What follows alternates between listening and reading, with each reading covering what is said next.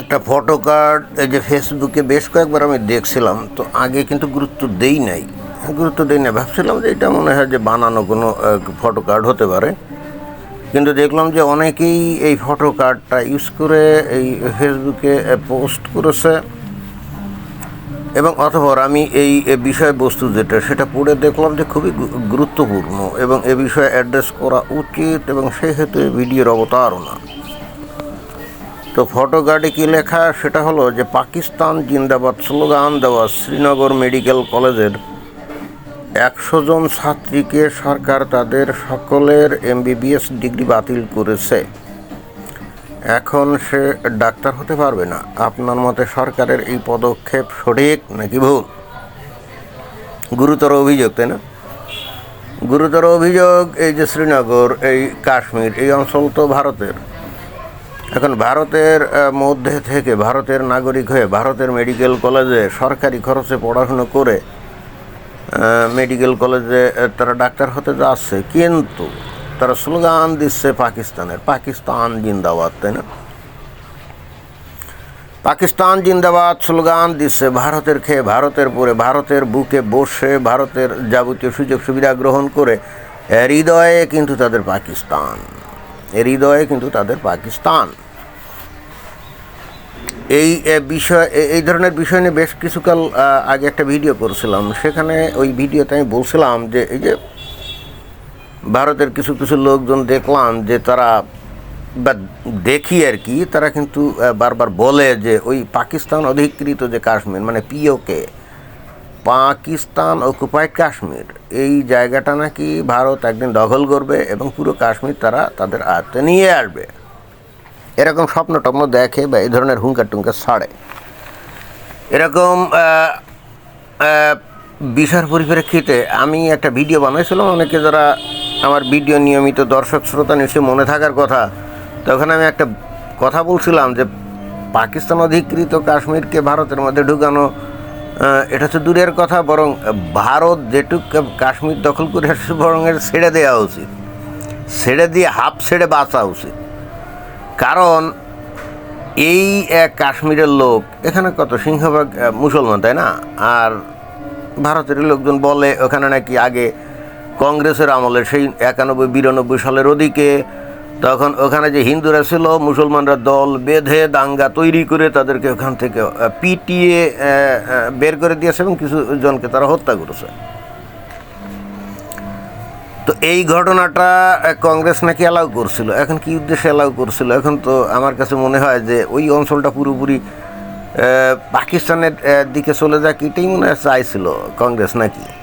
তো আমি অতীতের সেই ভিডিওতে একটা যুক্তি দেখাইছিলাম যে এই কাশ্মীরের এখানে যে মুসলমানরা আছে, খেয়াল করতে হবে যে মুসলমানরা তাদের আনুগত্য কিন্তু যে দেশে বাস করে সেখানে তারা দেখায় না, তারা আনুগত্য দেখায় ওই আরবের কাছে, তাই না? তাদের আনুগত্য কিন্তু আরবের কাছে, তাদের আনুগত্য ওই যে ভারতে যে মুসলমান আছে ভারতের প্রতি না, হয়তো উপরে ওটাই করে অনেক ক্ষেত্রে, কিন্তু মনের ভিতরে তার আনুগত্য হলো ওই আরব দেশের কাছে। এবং ওই জন্যেই তো ওই আরব দেশের দিকে মুখ করে তারা ওই যে নামাজ পড়ে সিজদা দেয়, মাথা ঢোকায়, তাই না?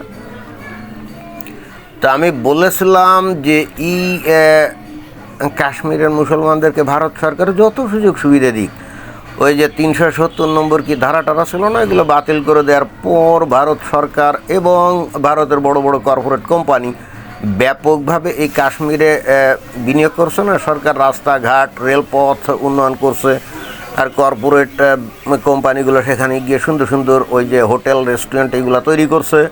আগের তুলনা অনেক বেশি ওখানে ওই পর্যটক যায় এবং ঘোরাঘুরি করে স্বাভাবিকভাবেই।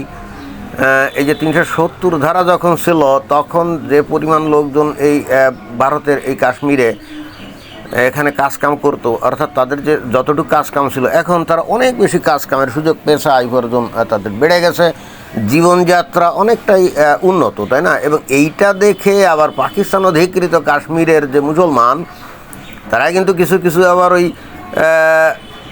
আন্দোলন করে যে তারা ভারতের সাথে যোগ দিবে। স্বাভাবিকভাবে এটাই তো হওয়ার কথা, তাই না? কারণ তারা যে পাকিস্তান অধিকৃত কাশ্মীরের নাকি অধিকাংশ সময় ইলেকট্রিসিটি থাকে না, রাস্তাঘাটের অবস্থা খুবই খারাপ, এবং ওরা তো ওই পাহাড়ের ওখানে দাঁড়ায় দেখে এই যে ভারতের অংশে যে কখনো ইলেকট্রিসিটি যায় না, বিশেষ করে রাতের বেলা দেখলেই তো বোঝে যে ইলেকট্রিসিটি যায় না, আর ওদের ওখানে ঘুটঘুটিয়ে অন্ধকার, তাই না? তারপর রাস্তাঘাট খারাপ, ওরা তো ওইখান থেকে দেখে যে রাস্তা দিয়ে প্রচুর গাড়ি টাড়ি যাচ্ছে, তারপরে ওই রেল গাড়ি টাড়ি যাচ্ছে, এগুলো তো দেখলে তো তাদের তো খুব খারাপ লাগে। এবং ওই পাকিস্তান অধিকৃত ওই কাশ্মীরে ওখানে তো কাজ কামেরও তো কোনো তেমন সুযোগ সুবিধা নাই। পাকিস্তান অনেকটা অস্থিতিশীল একটা দেশ, যেখানে নাকি প্রতি মুহূর্তে কখন কোথায় গুলি বন্দুক ফুটবে, বোমা ফুটবে, তার তো কোনো ইয়ত্তা নয়। এই জন্যে যদিও কাশ্মীরকে বলা হয় যে কি ভূস্বর্গ, এবং এই জায়গায় বেড়ানোর জন্য অনেক মানুষ লালায়িত থাকে পৃথিবীর বিভিন্ন দেশ থেকে, বাট পাকিস্তান অংশে তারা যায় না, আসে কোথায়? এই যে ভারতের অংশে, তাই না? তো আমি আগের ভিডিওতে বলছিলাম যে এই কাশ্মীরের মুসলমানদেরকে আপনি সুযোগ সুবিধা দেন, যত তাদের জীবনমান উন্নয়নের জন্য আপনি বিনিয়োগ করেন, টাকা খরচ করেন, এরা কিন্তু ভারতের প্রতি অনুগত হবে না। Quite impossible, because they are Muslim and they are very much obedient to Saudi Arabia, not India. ঘটনায় কিন্তু সেটাই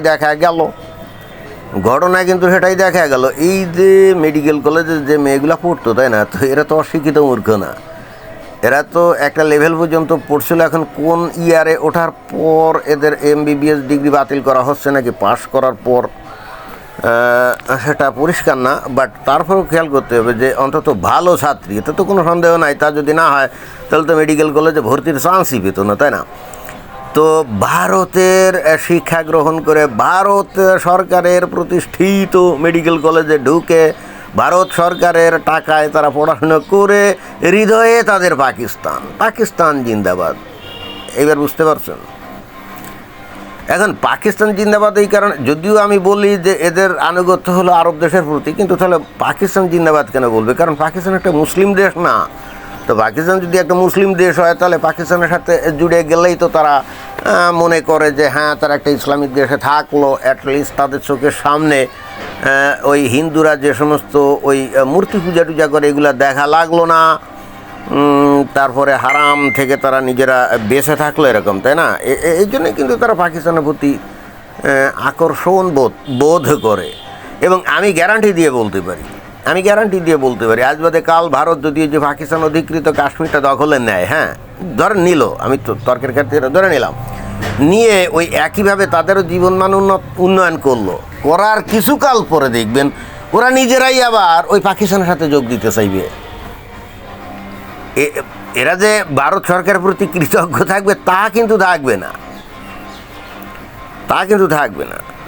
এখন ভারতকে বুঝতে হবে যে তারা আসলে কী করবে, তাই না? তাহলে এটা সমাধান কি? সমাধানটা হলো যেটা আমরা বলি, কিন্তু আপনারা আসলে গুরুত্ব দেন, সেটা হলো যে এদের যে ধর্মীয় আদর্শটা না, এ বিষয়ে প্রচুর আলাপ আলোচনা সমালোচনা এই অনলাইনে এসে করতে হবে, আপনাদের মেইন স্ট্রিম মিডিয়াতে এসে করতে হবে, বুঝছেন? ওরা যেমন পশ্চিম বাংলায় তো দেখি যে এখানে কিছু হুজুর আছে একেবারে কট্টরভাবে তারা এই হিন্দুদের সনাতন ধর্মকে সমালোচনা করে।